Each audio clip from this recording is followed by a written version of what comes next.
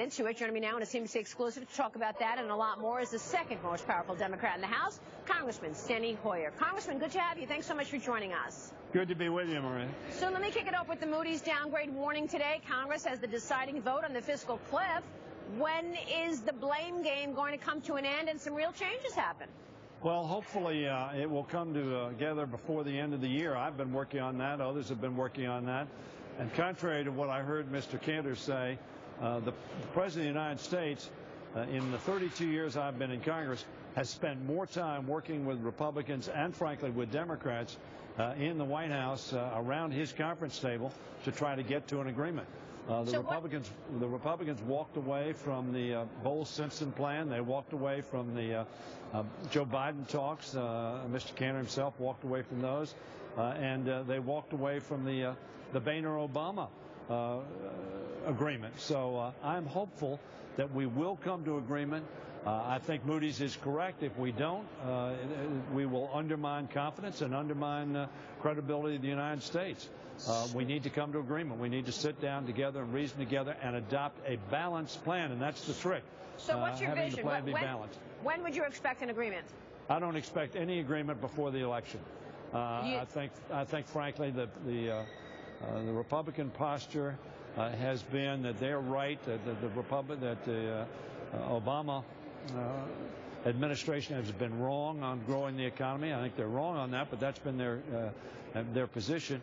And I don't think they're going to come to any agreement prior to the election. I think it's not a context for an agreement. But what I'm hopeful is that we will not waste the lame duck, and that we will very shortly after the election engage in a way that shows patriotism and commitment to country, not to party. Right. Well, we did hear from House Majority Leader Cantor earlier. He says the fault lies exactly with the White House and the Senate for standing in the way of progress. Let me get your reaction to what he had to say. Listen to this, sir. All there's been over the last couple of years is a one-way street. We're looking for some action by the President and the White House to come to the table with us on all the issues that we're confronting, whether it is the fiscal issue of the deficit, whether it is the sequestration issue, or whether it's the tax issue. We continue to put forward solutions. We have passed bill after bill. The Senate's been unwilling to take them up, and frankly, the President's been unwilling to meet us to sit down and try and iron out the differences. So there it is. What do you say to those claims, Congressman? It's spin. Totally spin without substance. Very frankly, so you haven't blown off bills. Listen to me. Nobody that's been watching the Congress of the United States believes that the Republicans have done anything but confront the administration, the United States Senate, and frankly some in their own party over the last 2 or 4 years to try to defeat this president. And they have not been in a mood to compromise. They've not chosen compromise at any point in time. As I said earlier, they walked away from the Bowles-Simpson balanced plan. All three Republicans walked away from that, including the vice presidential candidate, Mr. Ryan. Mr. Cantor himself, who speaks about not cooperation, walked away from the Biden talks. That said, he couldn't talk about revenues. And it seems like and it's revenues. I mean, that's the bottom line here. Taxes. And every bipartisan commission says you can't do it without dealing with revenues and dealing with entitlements. We keep saying, tax increases on the rich, and those people who make more than $200,000. I tell you, I've got friends. One of my good friends, actually, they work for government. One's working for security, FBI, another in the DA's office. They make about $250,000 as a couple.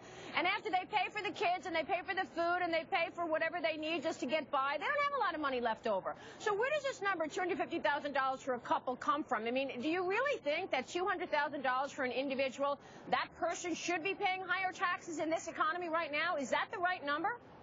Look, I think that we need to price our product. The things that we have government buy, whether it's defending our country abroad, building roads here at home, providing education, providing law enforcement, CIA to keep us safe, NIH, So whatever you're saying it is. yes. We You're need to saying make yes.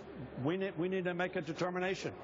Do we want it? If we don't want it, then we don't have to pay for it. If we want it, yes, we need to pay for it. And very frankly, who's going to pay for it? Those people who have resources to help pay the bills of our country. We've made decisions. We're buying a lot. The Republicans, frankly, in my view, have not cut spending under Ronald Reagan or under George Bush the first or George Bush the second. In fact, it's an important question because, sure. you know, I mean, a person who's making $200,000 may not feel rich, certainly not feel like a millionaire or a billionaire, which has, of course, been the narrative there. And I'm wondering if, in fact, that person is going to get really hurt in a fragile economy if their taxes go up, the biggest tax increase since World War II.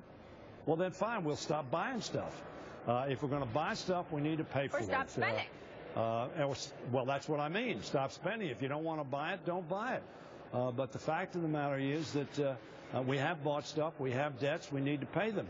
And very frankly, the average, I understand what you're saying, but the average family is making somewhere between $50,000 and $60,000 in this country. Certainly you don't want to ask them. And they're the ones that are scraping by, have enough time.